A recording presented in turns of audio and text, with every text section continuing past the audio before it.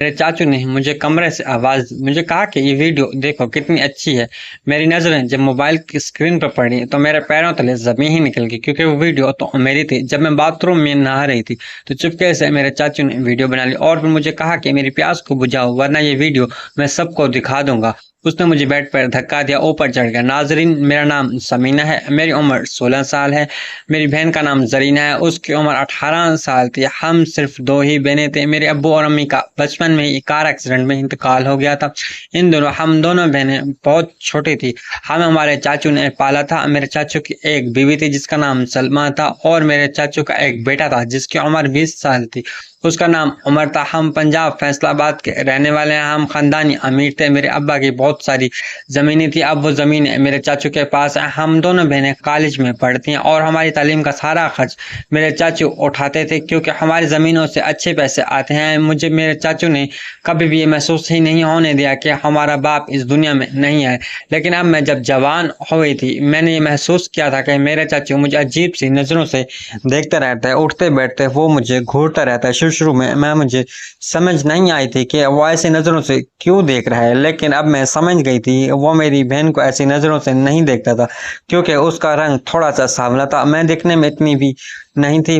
मैं अगर अपनी बात करूं तो मेरा रंग बिल्कुल दूध जैसा सफेद था, और मेरे आगे का सिस्टम बड़ा था, और पीछे की गाड़ी भी बहुत बड़ी थी। लेकिन मेरे कजन उमर पसंद करती थी कि क्योंकि हम बचपन से साथ रहे। उमर भी दिखने में लंबा चौड़ा नौजवान था, उसका कद भी बड़ा था, गोरा चिट्टा पढ़ा लिखा था, क्योंकि अब उमर ने तालीम मुकम्मल कर ली थी। वो अब्बू के साथ जमीनों के काम में लग गया था। मुझे एक दिन मेरी बहन जरीना कहने लगी कि मैं और उमर एक दूसरे को पसंद करते हैं और दोनों शादी करना चाहते हैं। जब मैंने अपनी बहन के मुंह से ये सुना तो मैंने अपनी तमाम ख्वाहिशात दबा दी अपनी बहन की खुशी के लिए, क्योंकि अल्लाह ने मुझे हुस्न बहुत ज्यादा दिया था, मुझे कोई भी लड़का मिल सकता था। इसलिए जब मैंने अपनी बहन से ये सुना कि उमर भी उसको पसंद करता तो मुझे दुख से ज्यादा खुशी हुई। चलो, मेरी बहन का घर तो बस जाएगा। फिर मैंने कहा, जरीना क्या बात है, उमर को बोलो वो चाचा से बात करे, अब कारोबार करता है तो तुम दोनों शादी कर लो। जरीना कहने लगी, इसीलिए तो डर लगता है, वो अपने अब्बू से बात ही नहीं कर रहा, वो कह रहा है कि तुम करो। मैंने कहा, जरीना तुम फिक्र ना करो, आज चाचू को आने दो, मैं उनसे बात कर लेती हूँ, तुम्हें डरने की क्या है। जब मैंने ये बोला तो मेरी बहन खुश हो गई और मुझे गले से लगा लिया। मुझे कहा, समीना मेरा ये काम कर दो, सारी जिंदगी तुम्हारा एहसान नहीं भूलूंगी। तो मैंने जब भी मेरी जरूरत पड़ेगी मैं तुम्हारे साथ खड़ी रहूंगी। फिर इसी तरह शाम भी हो गई, चाचू और उमर घर आए तो मैंने चाचू को कमरे में बुलाया। मैंने कहा, चाचू मुझे आपसे अकेले में कुछ बात करनी है। मेरे चाचू ने कहा कि सब खैरियत तो है। समीना क्या हुआ, आज अकेले बुला रही हो। उनके बोलने के अंदाज से मुझे समझ गई थी कि वो ऐसा क्यों बोल रहे थे। वो शायद मुझे समझ रहे थे कि मैं भी उनको पसंद करने लगी हूँ। फिर मैंने चाचू को हाथ से पकड़ा और सीधा कमरे में आने लगी। मैंने कहा, चाचू यहाँ बैठे, आप चाय पियेंगे या पानी। मेरा चाचू कहने लगा, मैं फिलहाल तो पानी पीऊंगा। फ्रिज से ठंडा पानी की बोतल आई, अपने चाचू को पिलाया। फिर मैंने चाचू को मुखातिब किया। मैंने कहा, चाचू बात दरअसल यह है कि मेरी बहन जरीना और आपका बेटा उमर एक दूसरे को पसंद करते हैं और शादी भी करना चाहते हैं। तो मेरा चाचू कहने लगा, ये तो तुम क्या कह रही हो, तो अच्छी बात नहीं है, लेकिन मेरे बारे में तो गलत सोचेंगे। मैं तुम दोनों से फायदा उठा रहा हूँ, क्योंकि तुम दोनों बहनों बहुत ज्यादा हिस्सा बनता है जमीन का। लोग तो यही सोचेंगे कि मैं अपने बेटे से इसीलिए तुम्हारी बहन की शादी करवाऊं ताकि जमीनें मेरी हो जाएं। मैंने कहा, नहीं चाचू ऐसी बात नहीं है, जमीनें हम दोनों बहनें की हैं और आपको नहीं मिलेंगी, ये आप भूल जाना। फिर मेरे चाचू कहने लगा, नहीं नहीं, उमर की शादी मैं कहीं और कराऊंगा। तुम अपनी बहन को समझाओ कि वो उमर को भूल जाए, और उसकी अगर शादी करने की जल्दी है तो मैं उसकी शादी करवा देता हूँ। मैंने कहा, चाचू आप समझ नहीं रहे, जरीना को शादी की जल्दी नहीं है, वो तो उमर भाई को पसंद करते हैं, आप चाहें तो उमर से पूछ लें। फिर मेरा चाचा गुस्से से कहने लगा, मुझे किसी से पूछने की जरूरत नहीं है, बस मैं उन दोनों की शादी नहीं कराऊंगा। जब मैंने ये सुना मैं तो परेशान ही हो गई, क्योंकि मेरी बहन तो मुझे बड़ी उम्मीदों से कहा था। फिर मैंने कहा, चाचू अगर आपकी कोई शर्त वगैरह है तो आप मुझ क्योंकि मेरी अम्मी और अब्बू तो इंतकाल हो चुके हैं, बहन होने के नाते जो भी हमसे होगा हम हमारे साथ बात कर सकते हैं। फिर मेरे चाचू ने कहा कि एक शर्त है, अगर तुम मान जाओ तो मैं इन दोनों की शादी इसी हफ्ते में करा दूंगा। जब उसने ये बोला तो मुझे घूरने लगा, सर से लेकर पैरों तक मुझे देखने लगा। मुझे तो समझ आ गई थी कि मेरा चाचू क्या शर्त रखने वाला है, लेकिन फिर मैंने अनजान बनते हुए कहा, मैंने कहा बताएं चाचू, आपको जमीनें चाहिए? फिर वो कहने लगा, नहीं, जमीनें तो मेरे पास भी हैं, मुझे कुछ और चाहिए। अगर तुम अपनी बहन की शादी मेरे बेटे से कराना चाहती हो तो तुम्हें कुर्बानी देनी पड़ेगी।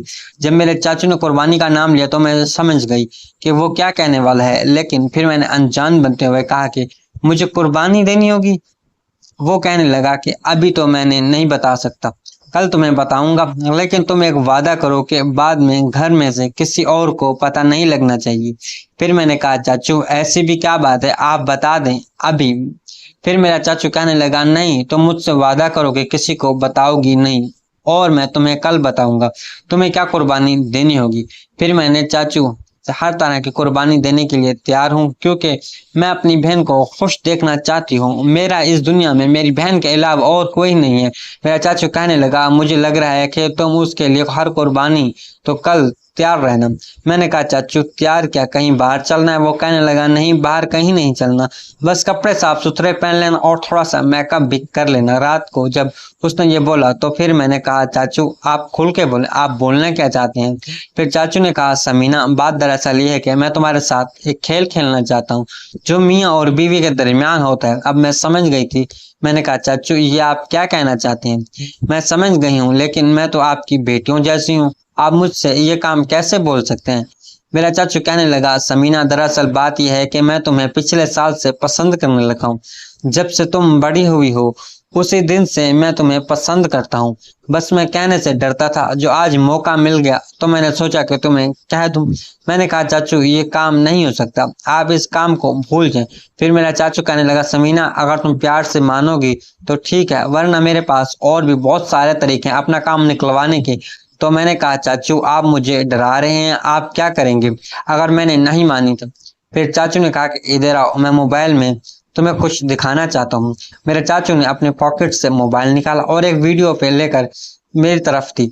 जैसे मैंने वो वीडियो देखी तो मैंने चाचू पे गुस्सा करना चाहा। मैंने कहा, आप इस तरह के शख्स हैं, मुझे अंदाजा भी नहीं था ऐसा काम करेंगे। फिर वो कहने लगा, आहिस्ता आहिस्ता खामोश हो जाओ, घर में कोई और ना सुन ले।